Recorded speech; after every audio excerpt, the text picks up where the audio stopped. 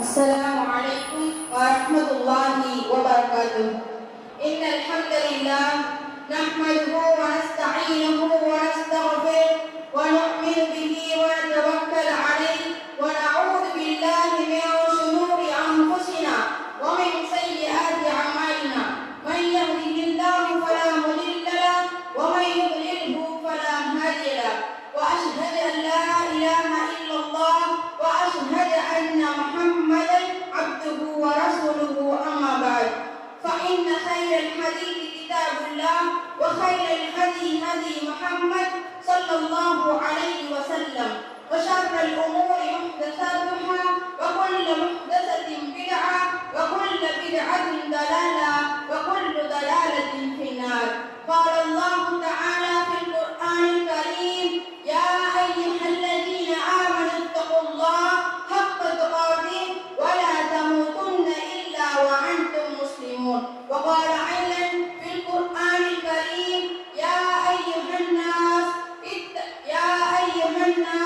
اتقوا ربكم الذي خلقكم من نفس واحدة وخلق منها زوجها وبث منهما رجالا كثيرا ونساء واتقوا الله الذي تساءلون به والأرحام إن الله كان عليكم رقيبا.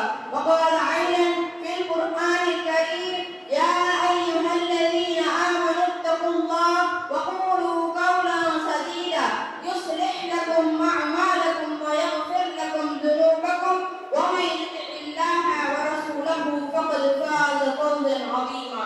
اللهم صل على محمد وعلى آل محمد كما صليت على إبراهيم وعلى آل إبراهيم إنك حميد مجيد. اللهم بارك على محمد وعلى آل محمد كما باركت على إبراهيم وعلى آل إبراهيم إنك حميد مجيد. கண்ணியத்திற்குரிய எல்லாம் வல்ல அல்லாஹ்வின் நல்லடியார்களே, ஏக இறைவனாகிய எமது இறைவன் அல்லாஹ்வை போற்றி புகழ்ந்தும் அல்லாஹ்வுடைய தூதர் முஹம்மது நபி ஸல்லல்லாஹு அலைஹி வஸல்லம் அவர்கள் மீதும் அவர்களுடைய குடும்பத்தார்கள் மீதும் அவர்களுடைய தோழர்கள் மீதும் தாபிஈன்கள் மீதும் தாபிஈன்கள் மீதும் நல்லவர்கள் வல்லவர்கள் மீதும் என் மீதும் உங்கள் மீதும் என்னுடைய குடும்பத்தார்கள் மீதும் உங்களுடைய குடும்பத்தார்கள் மீதும் இன்னும் இந்த உலகத்தில் ஏக இறைவனாகிய அல்லாஹ் ஒருவன் மட்டுமே ஈமான் கொண்ட முஸ்லிமான ஒவ்வொரு அடியார்கள் மீதும் அல்லாஹ்வுடைய சாந்தியும் சமாதானமும் அன்பும் கருணையும் என்றும் என்றென்றும் நின்று நிலைத்துக் கொண்டே இருக்கட்டுமாக என்று பிரார்த்தனை செய்தவாய். அன்பிற்குரிய சகோதரர்களே, இங்கு மார்க்க சொற்பொழிவை கேட்டு தன் வாழ்வில் செயல்படுத்த வேண்டும் என்ற ஆர்வத்தோடு இங்கு அமர்ந்து கொண்டிருக்கும் உங்கள் மத்தியில் நான் எடுத்துக்கொண்ட தலைப்பு என்னவென்றால், மரணத்தை மறந்த மனிதன் என்ற தலைப்பில் ஒரு சில நிமிடங்கள் சிற்றுரை ஆற்ற கடமைப்பட்டிருக்கிறேன். அல்ஹம்துலில்லாஹ். அல்லாஹ் தஆலா தன் திருமறை குர்ஆனிலே 62வது அத்தியாயம் 8வது வசனத்தில் கூறி காட்டுகிறான்: குல் இன்னல் மௌத்தல்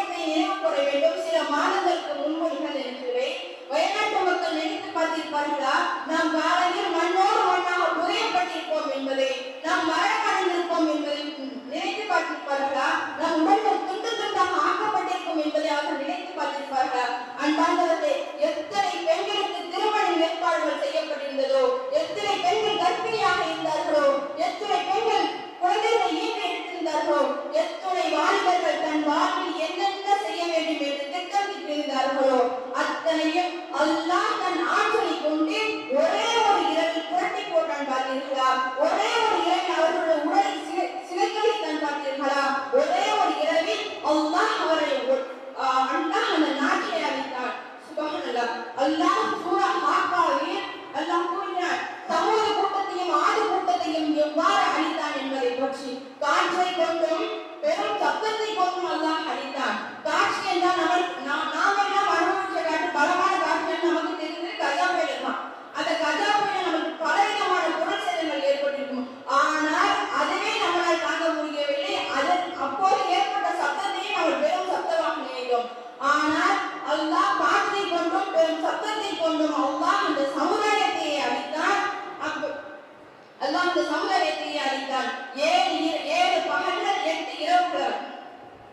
கண்ணியத்திற்குரியவர்களே, அல்லாஹ் அந்த காற்றை கொண்டு பல மடங்கு நம்மளுக்கு வீசப்பட்ட காற்றை விட பல மடங்கு ஆற்றலை கொண்டு அல்லாஹ் அந்த காற்றை கொண்டு அழித்தான். எப்படி என்றால், ஒருவரை அழிக்கவில்லை அந்த காற்றை கொண்டு, 100 பேரை அழிக்கவில்லை, 1000 பேரை அழிக்கவில்லை, ஒரு சமுதாயத்தை அல்லாஹ் அழித்தான்.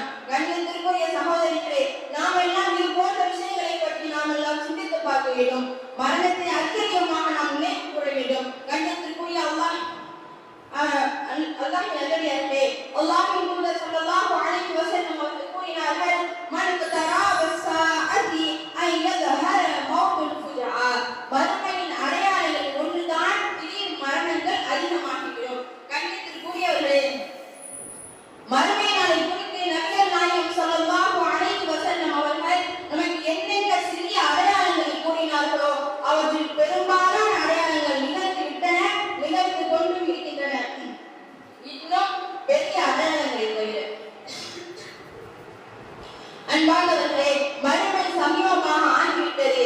சமீபமாக ஆகிவிட்டதற்கான அடையாளம் தான் திடீர் மரணங்கள் அதிகரித்துவிடும், வெளிப்படையாக ஆகிவிடும், பரவலாக ஆகிவிடும்.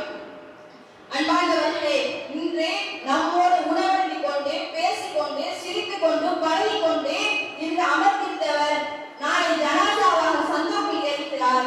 அவரை சுமந்து சென்றவர் நாம் இன்னும் சில நாட்களில் அவர் ஜனாசாவாக மாறுகிறார். ஒரு மையத்தை கண்டு கொள்வதற்காக செல்கிறார் ஒருவர். செல்லும் வழியிலேயே அவருக்கு மரணம் வந்துள்ளது. அவர் நினைத்து பார்த்திருப்பார், இன்று நாம் மரணம் அடைந்திருப்போம் என்பதை. அல்லாஹ் இப்படித்தான் மரணத்தை திடீரென்று ஏற்படுத்துவான். கண்ணியத்திற்குரியவர்களே, இப்படி மரணத்தை சுற்றி நாம் வாழ்ந்து கொண்டிருக்கின்றோம். எப்படி வாழ்ந்து கொண்டிருக்கின்றோம்? மரணத்தை நினைத்து வாழ்கின்றோமா? மறுமைக்கு பயந்து வாழ்கின்றோமா? அதிகமாக அல்லாஹ்விற்கு தௌபா செய்கின்றோமா? இல்லை, மரணத்தை மறந்து மறுமையை மறந்து உலக மோகங்களின் மீது இன்பம் கொண்டவர்களாக நாம் வாழ்ந்து கொண்டிருக்கிறோம். அன்பானவர்களே, நாம் எல்லாம் தயாராக இருக்க வேண்டும். மரணத்திற்கு எப்போது வேண்டுமானாலும் வரும். கண்ணியத்திற்குரியவர்களே, நாம் ஒவ்வொருவரும் நம்மை தானே கேட்டுக்கொள்ள வேண்டும். நாம் மறுமைக்கான தயாரிப்புகள் என்ன செய்து வைத்திருக்கிறோம்? அமல்கள் எவ்வாறு செய்து வைத்திருக்கோம்? இறைவனிடத்தில் தௌபா செய்கின்றோமா? இறைவன் நமக்கு பல அருட்கொடைகளை வழங்கினாலே அப்படிப்பட்டவர்களுக்கு எல்லாவற்றையும் நாம் அல்லாஹ்விடத்தில் நன்றி செலுத்துகிறோமா என்று நாம் சிந்தித்து பார்க்க வேண்டும். அன்பார்ந்தவர்களே, நாம் எல்லாம் நம்மை படைத்த இறைவனிடத்தில் அதிகமாக பாவ மன்னிப்பு கோர வேண்டும். இன்று நம் சமுதாய மக்கள், இஸ்லாமிய சமுதாய மக்கள் இன்று நன்மையான விஷயங்களில் ஒருவருக்கொருவர் ஏறிக்கொள்கிறார்கள் இல்லையோ, ஆனால் பாவத்திலும் பகையிலும் தீமையிலும் ஒருவருக்கொரு உதவி செய்து கொள்கிறார்கள். அவர்கள் இவர்களை ஊட்டுவது, இவர்கள் அவர்களை கோல் சொல்லிக் கொடுப்பது, இது போன்ற விஷயங்களை அதிகமாக செய்கிறார்கள். அல்லாஹ் எதை ஹராமாக்கினானோ, எதை தடுத்தானோ அப்படிப்பட்டவர்களை செய்வதற்கு இன்றைய இஸ்லாமிய சமுதாயம் முன்னெடுத்துக் கொண்டிருக்கிறது. இந்த சோசியல் மீடியாக்களில் ரீல்ஸ் போடுவதற்காக, ஒரு லைக்கிற்காக, ஒரு ஷேரிற்காக தனது வெட்கத்தையும் மானத்தையும் இழக்கக்கூடியவர்களாக இருக்கிறார்கள். அல்லாஹ் எதை ஹராமாக்கினானோ, இசையை ஹராமாக்கினான். பாட்டு பாடுவதற்கும் ஆட்டம் போடுவதற்கும் நேரம் இருக்கிறது. ஆனால் தன்னை படைத்த ரப்பை வணங்குவதற்கு நேரம் இல்லை. ஒரு 10 நிமிடம் ஒதுக்கி அல்லாஹ்வை தொழுவதற்கு நேரம் இல்லை. அவருடைய இபாதத் செய்வதற்கு நேரம் இல்லை. அமல்கள் செய்வதற்கு நேரம் இல்லை. படைத்த ரப்பிற்கு நன்றி செலுத்துவதற்கு நேரம் இல்லை. ஆனால் ஒரு நாள் முழுவதும் நிகழ்ந்த நிகழ்வை வீடியோ எடுத்து சேனல்களில் போடுவதற்கு நேரம் இருக்கிறது. எதற்காக? ஒரு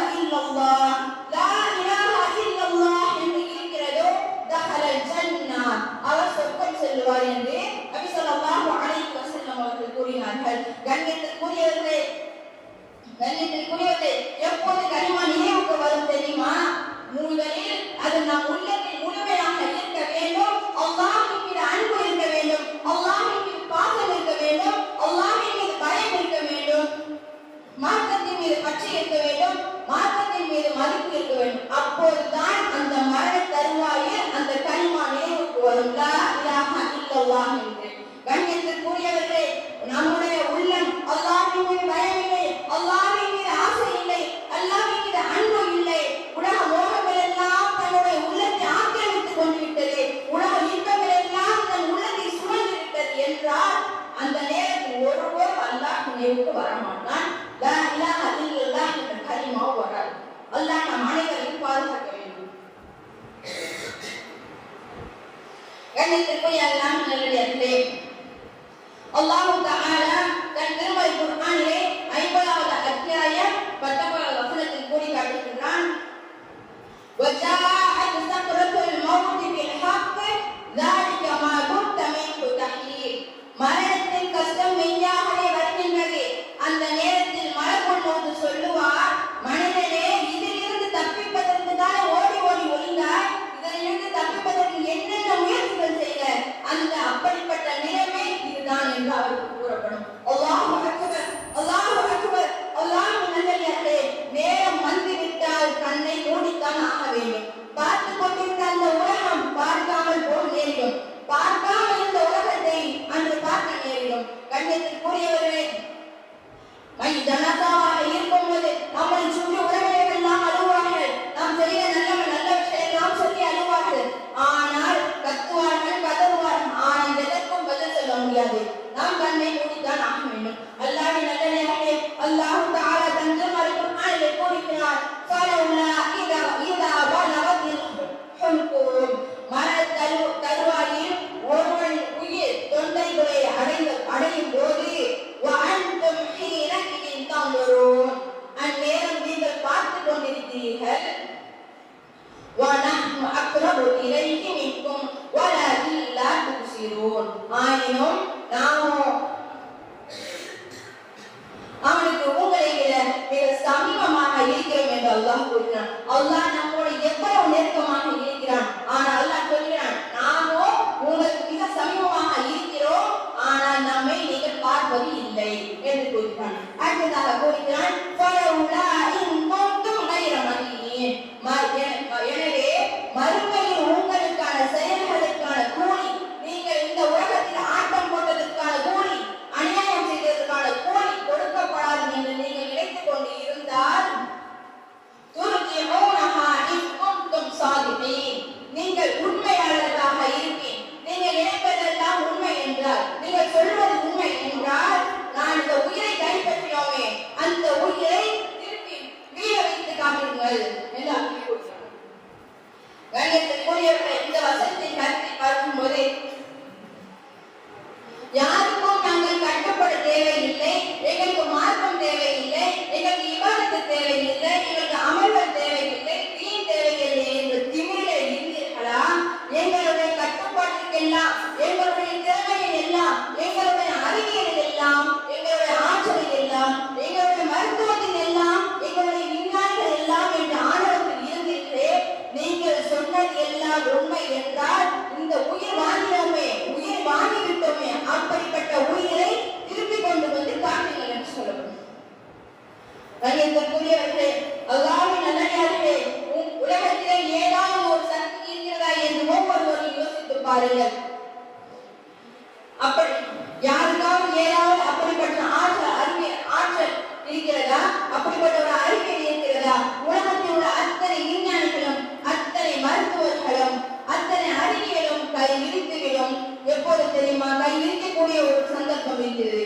அது முதலாவது தான் மரணம். அந்த மரண நேரத்தில் மருத்துவர்களும் விஞ்ஞானிகளுமா எல்லாரும் சொல்லுவார்கள், எங்களால் இந்த உயிரை காப்பாற்ற முடியாது என்று. அப்போ உறவினர்கள் எல்லாம் சொல்லுவார்கள், நாங்கள் எவ்வளவு வேணாலும் செலவழிக்கின்றோம், எவ்வளவு பணம் வேணாலும் கொடுக்கின்றோம், எங்கள் உயிரை மீட்டுத்தார்.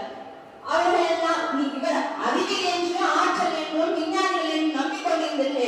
அவர்கள் எல்லாம் கைவிரிக்கப்பட்டு கைவிடப்படும் நிலைமைதான் அந்த மரண நேரம். கண்ணியத்திற்குரியவர்களே, யார் அல்லாஹ்வை பயந்து அல்லாஹ் தான் என்னுடைய இறைவன் என்று நம்பி இருக்கிறார்களோ அவர்களுக்காக அல்லாஹ் சொர்க்கத்தை ஒன்று தயார் செய்து வைத்திருக்கிறான். அல்லாஹ் தன் திருமறையில் கூறுகின்றான், இன்னல்லதீன காலூ ரப்புனா அல்லாஹ் சும்ம இஸ்தகாமூ, நிச்சயமாக அல்லாஹ் தான் என்னுடைய இறைவன் என்று நம்பி அதில் யார் உறுதியாக நிலைத்திருக்கிறார்களோ, தத்தனஸ்ஸலு அலைஹிமுல் மலாயிகா, அவர்கள் மீது மலக்குமார்கள் இறங்குவார்கள். அல்லா தஹாஃபு, நீங்கள் பயப்பட வேண்டாம். வலா தஹ்ஸனு, நீங்கள் கவலைப்பட வேண்டாம். வஅப்ஷிரு பில் ஜன்னத்தில் லத்தி குன்தும் நீங்கள் சந்தோஷமாக மகிழ்ச்சியாக ஆனந்தமாக இருங்கள் என்று கூறப்படும். யாருக்கு? அல்லாஹ் என்று ஈமான் கொண்டு அது உறுதி அல்லாஹ் தான் என்னுடைய இறைவன் என்று ஈமான் கொண்டு அதிலே நிலைத்திருக்கிறார்களே அப்படிப்பட்டவர்களுக்கு நபி ஸல்லல்லாஹு அலைஹி வஸல்லம் அவர்கள் கூறினார்கள், இந்த உலக வாழ்க்கையை நாம் எவ்வாறு நினைக்க வேண்டும் என்று கூறிய ஒரு ஹதீஸை நான் உங்களுக்கு கூறுகிறேன். இந்த உலக வாழ்க்கையிலே நீங்கள் ஒரு பயணியை போல் ஒரு பரதேசியை போல் நீங்கள் இருங்கள் என்று நபி ஸல்லல்லாஹு அலைஹி வஸல்லம் அவர்கள் கூறினார்கள். இந்த ஹதீஸுக்கு இப்னு உமர் ரலியல்லாஹு அன்ஹு அவர்கள் விளக்கம் கூறுகிறார்கள். என்ன பொருள் தெரியுமா? நீங்கள் காலையை அடைந்து விட்டால் மாலையை எதிர்பார்க்காதே, நீங்கள் மாலையை அடைந்து விட்டால் காலையை எதிர்பார்க்காதே. அந்த அளவுக்கு மரணத்துக்கு உண்டான நிலையில் வாழ்ந்து கொள்ளுங்கள் என்று கூறுகிறார்கள். ஒரு கவிஞர் கூறுகிறார், இந்த துன்யாவில் மரணத்திற்கான தயாரிப்பை செய்து கொள் சகோதரனே, உனக்கு தெரியாது இரவின் இருள் சூழ்ந்து விடும் போது நீ காலை ஃபஜ்ரை அடைவாய் என்று. அன்பார்ந்தவர்களே, இறந்துதான் இஷாவுக்கு பின் தூங்கும் பொழுது நாம் அல்லாஹ்விடத்தில் தௌபா செய்ய வேண்டும், அல்லாஹ்விடத்தில் இஸ்திக்பார் செய்ய வேண்டும், அல்லாஹ்விடத்தில் அதிகமாக பாவ மன்னிப்பு கேட்க வேண்டும். அதெல்லாம் செய்துவிட்டு நாம் தூக்கத்திற்கு தயாராக வேண்டும். அன்பிற்குரியவர்களே, ரசூலுல்லாஹி ஸல்லல்லாஹு அலைஹி வஸல்லம் அவர்கள் தூக்கத்தின் போது தன்னுடைய கண்ணை மூடும் போது தன்னுடைய இறுதி வார்த்தையிலே ஒன்று, இறுதி துஆக்களிலே ஒன்று நான் உங்களிடம் கூறுகிறேன். ரப்பி யமினி அஸாபக யௌம தபஅஸு இபாதக். என்னுடைய ரப்பே, என்னுடைய ரஹ்மானே, உன்னுடைய அடியார்களை நீ மறுமையில் ஒன்று சேர்க்கும் நாளில் உன்னுடைய தண்டனையிலிருந்து எங்களை பாதுகாத்துக் கொள்வாயாக என்று நபி ஸல்லல்லாஹு அலைஹி வஸல்லம் துஆ சொல்கிறார்கள். அன்பிற்குரியவர்களே, எத்தனையோ ஆரோக்கியமானவர்கள் நோயுற்று இறந்து விடுகிறார்கள். எத்தனையோ நோயுற்றவர்கள் பல நீண்ட காலம் வாழ்ந்து கொண்டிருக்கிறார்கள். வாலிபர்கள் சிறுவர்கள் என்று பல நீண்ட காலம் வாழ்வார்கள் என்று பெற்றோர்கள் ஆதரவு வைத்துக் கொண்டிருக்கிறார்கள். ஆனால் இன்று அவர்கள் கபரை நுழையப்பட்டு மண்ணோடு மண்ணாக ஆகிவிடுகிறார்கள். கபரின் இரவிலே அவர்கள் உடல்கள் புதைக்கப்பட்டிருக்கிறது. கண்ணியத்திற்குரியவர்களை, எத்தனையோ மணப்பெண்கள் தன் தனது கணவன்மார்களுக்கு அலங்கரிக்கப்பட்டுக் கொண்டு நிறுத்தப்படும் அந்த நேரத்தில் அவர்கள் கபன் துணி தயாராக உள்ளது. அல்லாஹ் அக்பர். அன்பிற்குரியவர்களே, நான் உங்களிடம் ஒரு விஷயத்தை உங்களிடம் கூறுகிறேன். யார் மரணத்தை அதிகமாக நினைவு கூறுகிறார்களோ அல்லாஹ் அவர்களை 3 விஷயங்களை கொண்டு கண்ணியப்படுத்துவான். அதில் ஒன்றாவது, அவர் தௌபா செய்து பாவத்திலிருந்து விலகி இருப்பார். இரண்டாவது, அவர் உள்ளம் எப்போதும் போதும் என்ற தன்மை கொண்டிருக்கும், மன நிறைவோடு இருப்பார். மூன்றாவது, வணக்க வழிபாட்டில் ஆர்வமாக இருப்பார். இவ்வாறு செய்வதில், தொழுவதில், நோன்புவதில், இப்ப என்ன விஷயங்களில் அமர்வு செய்வதில் ஆர்வமாக இருப்பார். அடுத்ததாக நான் கூறுகிறேன், அடுத்ததாக அல்லாஹ் 3 விஷயங்களை கொண்டு தண்டிக்கப்படுவான். யாரே அந்த மரணத்தை மறந்து வாழ்கிறார்கள் அவர்கள் அல்லாஹ் 3 விஷயங்களை கொண்டு தண்டிப்பான். அதில் ஒன்றாவது, நாளை பாவ மன்னிப்பு கேட்கலாம், நாளை தௌபா செய்து கொள்ளலாம் என்று பாவ மன்னிப்பு தள்ளி போட்டுக் கொண்டே இருப்பான். இரண்டாவது, போதும் என்ற செல்வம் போதுமானது என்ற அந்த மன நிறைவே அவனுக்கு இருக்காது, இன்னும் வேணுமே இருக்கும். மூன்றாவது, வணக்க வழிபாட்டில் சோம்பேறியாக இருப்பான். கண்ணியத்திற்குரியவரே, அல்லாஹ் பல இடங்களில் கூறி காட்டுகிறார், வழிபாட்டின் பக்கம் வாருங்கள், விரைந்து வாருங்கள், ஓடி வாருங்கள் என்று கூறுகின்றான். அல்லாஹ் தன் திருமறையில் கூறுகிறான்,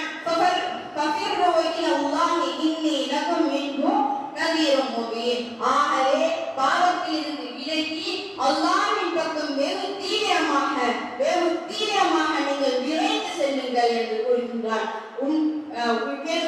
வேறு வசனத்தில் கூறினான், وَسَارِعُوا إِلَى مَغْفِرَةٍ مِّن رَّبِّكُمْ وَجَنَّةٍ عَرْضُهَا السَّمَاوَاتُ وَالْأَرْضُ أُعِدَّتْ لِلْمُتَّقِينَ. உங்கள் இறைவனின் மன்னிப்பும் சொர்க்கத்துக்கும் விரைந்து செல்லுங்கள். அதன் விசாரம் எப்படிப்பட்டது என்றால், வானங்களுக்கும் பூமிக்கும் இடையே உள்ளது போன்று இருக்கும். அது யாருக்கு தெரியுமா? அது யாருக்கு அல்லாஹ் தயார் செய்து வைத்திருக்கிறார் என்று தெரியுமா? இறையச்சம் உடையவர்களுக்கு, அல்லாஹ்வை அஞ்சியவர்களுக்கு, அல்லாஹ்வை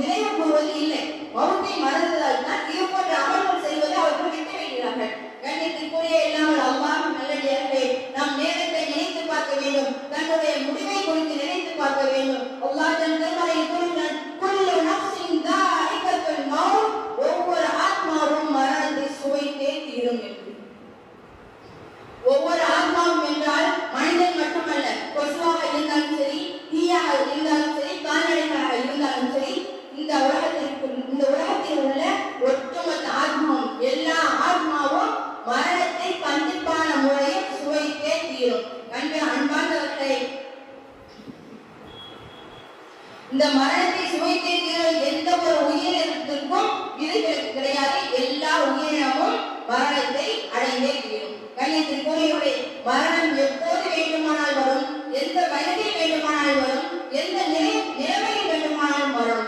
ஆனால் எப்போது வந்தாலும் நாம் தயாராக இருக்க வேண்டும் அமல்களோடு. அன்பானவர்களே, நபி ஸல்லல்லாஹு அலைஹி வஸல்லம் அவர்கள் மறுமையின் அடையாளங்களை பற்றி பல அடையாளங்களை கூறினார்கள். பெரிய அடையாளங்கள், சிறிய அடையாளங்கள் என்று பல அடையாளங்களை கூறினார்கள். ஆனால் ஒவ்வொருவரின் மரணத்திற்கும் நபி ஸல்லல்லாஹு அலைஹி வஸல்லம் அவர்கள் அடையாளங்களை கூறவில்லை. அன்பானவர்களே, ஆனால் எப்போது வேண்டுமானாலும் மரணம் வரும், நாம் தான் தயாராக இருக்க வேண்டும். அன்பானவர்களே, நாம் ஒவ்வொருவரும் தன்னுடைய உள்ளத்தில் ஒரு விடயத்தை கேட்டுக்கொள்ள வேண்டும்.